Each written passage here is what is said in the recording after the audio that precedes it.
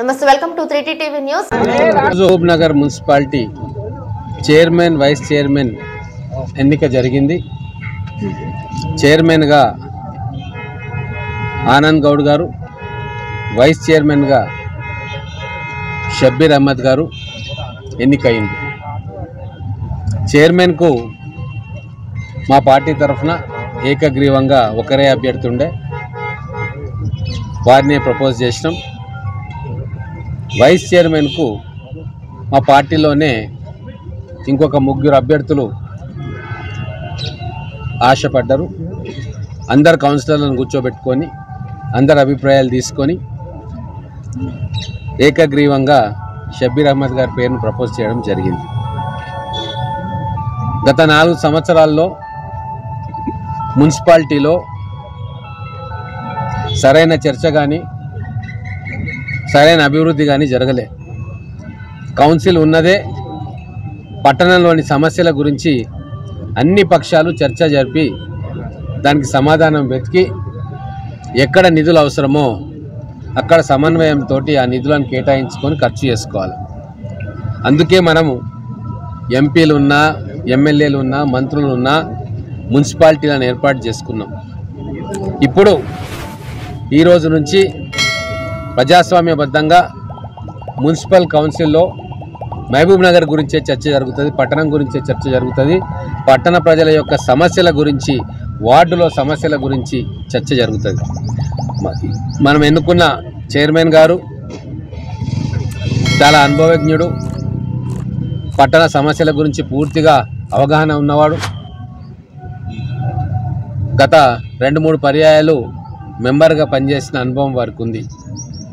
వారు ఖచ్చితంగా మహబూబ్ నగర్ పట్టణ ప్రజలు మెచ్చే విధంగా ప్రజలు, కౌన్సిలర్లు వారికి ఇచ్చిన బాధ్యతను నిష్పక్షపాతంగా ప్రజా సంక్షేమం కోరి ఆ బాధ్యతలు నిర్వహిస్తారని చెప్పి మేమందరం కూడా నమ్ముతున్నాం.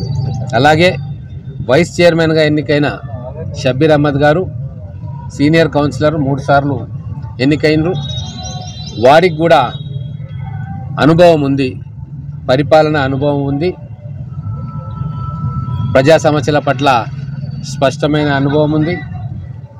అందుకే వారు మా పార్టీ సమ్మతితోటి, కౌన్సిలర్లందరి సమ్మతితోటి వైస్ చైర్మన్ అభ్యర్థిగా నిలిచి గెలిచారు. నేను ఈరోజు మా చైర్మన్ గారికి, వైస్ చైర్మన్ గారికి, అలాగే మహబూబ్ నగర్ పట్టణాన్ని ఒక కొత్త దిశలోకి తీసుకొచ్చిన మా అందరు కౌన్సిలర్లందరికీ కూడా ధన్యవాదాలు తెలుపుతూ ఉన్నాను. మార్పు కావాలని ప్రజలు కోరుకుంటున్నారు. ఆ ప్రజల అభీష్టం మేరకు, ఆ మార్పు కోసం రకరకాల పార్టీల్లో ఉన్నవారు ఈరోజు కేవలం మహబూబ్ నగర్ ప్రజల కోసం, మహబూబ్ నగర్ అభివృద్ధి కోసం అందరూ కూడా కాంగ్రెస్ పార్టీ జెండా కిందికి రావడం అనేది చాలా సంతోషకరమైన పరిణామం.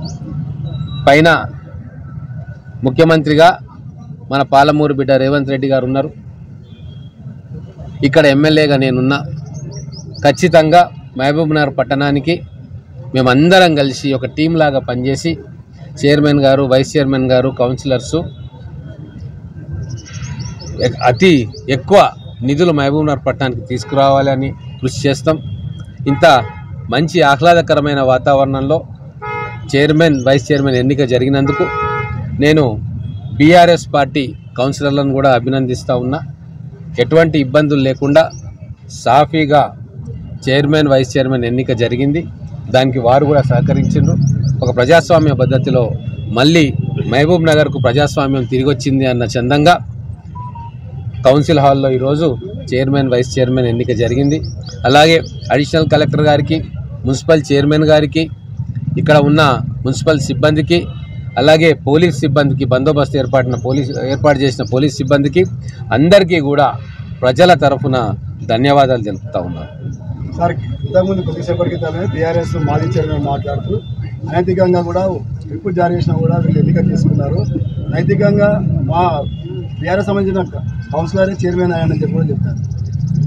ఇప్పుడు మాకు బీఆర్ఎస్ అయిందా, కాంగ్రెస్ అయిందా అని కాదు, మార్పు జరగాలి, ప్రజాస్వామ్యం గెలవాలి. అందుకోసమే ఈరోజు అన్ని పార్టీల వాళ్ళు వచ్చి కొత్త శకానికి నాంది పలకాలి మహబూబ్ నగర్లో. ఈ తారతమ్యాలు, ద్వేషభావాలు, ఒకరి మీద ఒకరు కేసులు పెట్టుకోవడము, అన్నదమ్ముల మధ్య పంచాయతీ, భూములు కబ్జాలు చేయడము, ఇవన్నీ కూడా ఉండకూడదు. ఒక ప్రశాంతమైన వాతావరణంలో మహబూబ్ నగర్లో పరిపాలన కొనసాగాలి అని చెప్పి ఆ మార్పుకు వాళ్ళు శ్రీకారం చుట్టారు ఎమ్మెల్యే ఎలక్షన్స్లో. దానికి కొనసాగింపుగా ఈరోజు కౌన్సిలర్లందరూ కూడా నిర్ణయం తీసుకొని ప్రజలు ఏదైతే తీర్పు కోరినరో మార్పు కోసం దానికి అనుగుణంగా మేము నడుచుకోవాలని చెప్పి ఇక్కడికి వచ్చిండ్రు. సరే, వాళ్ళు ఏమైనా మాట్లాడుకొని మేము ఏమీ కూడా ఎవరిని విమర్శ చేయదలుచుకోలేదు. మేము యాక్షన్లో మా పనితనం చూపిస్తాం. ప్రజల దగ్గరికి పోయి వాళ్ళ సమస్యలను పరిష్కరించే దాంట్లోనే మేము 24 గంటలు ఉంటాం తప్ప రాజకీయాలు చేయదలుచుకోలేదు. అనవసరంగా ఒకరి మీద వ్యక్తిగతమైన విమర్శలకు పోదలుచుకోలేదు. సిద్ధాంతపరమైన విమర్శలే ఉంటాయి తప్ప వ్యక్తిగతమైన విమర్శలు కానీ వ్యక్తిగత కోపాలు కానీ ఖచ్చితంగా మేము ఇప్పుడు ఏదైతే మా కౌన్సిల్ ఉందో, ఈ టీం ఉందో, మా చైర్మన్ గారు, వైస్ చైర్మన్ గారు, మిగతా కౌన్సిలర్లు అందరూ కూడా మేము ప్రజా శ్రేయస్సు కోసం, ప్రజా సంక్షేమం కోసం, ప్రజల సమస్యల పట్లనే మా దృష్టి ఉంటుంది ఇప్పటి నుంచి.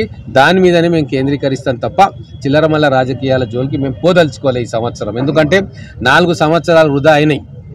ఈ రాబోయే సంవత్సర కాలం పాటు ఖచ్చితంగా ప్రజల్లోకి అందుబాటులో ఉంటాం.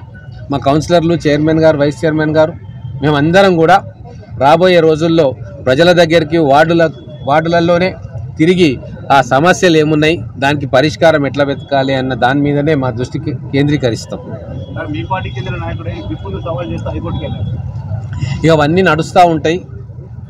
ఇప్పుడు హైకోర్టుకి వెళ్ళడము, లోవర్ కోర్టుకి వెళ్ళడము, సుప్రీంకోర్టుకి వెళ్ళడం, ఇవన్నీ కూడా ప్రజాస్వామ్య ప్రక్రియలో భాగం. దాన్ని స్పోర్టివ్గా తీసుకోవాలి తప్ప దాని గురించి పెద్దగా చింతపడాల్సిన పని లేదు. మేము ఈరోజు ప్రజలకు సేవ చేయడానికి, మేము సేవకులం పాలకులం కాదు అని రుజువు చేయడానికి ఈరోజు ఈ కౌన్సిల్లో మేమందరం కలిసి ఒక టీంగా ఏర్పడ్డాం. ఖచ్చితంగా దీనివల్ల ప్రజలకు లాభం జరుగుతుంది. చట్టం తన పని తాను చేసుకుంటుంది. కోర్టులలో కేసులు వేస్తే అది కోర్టు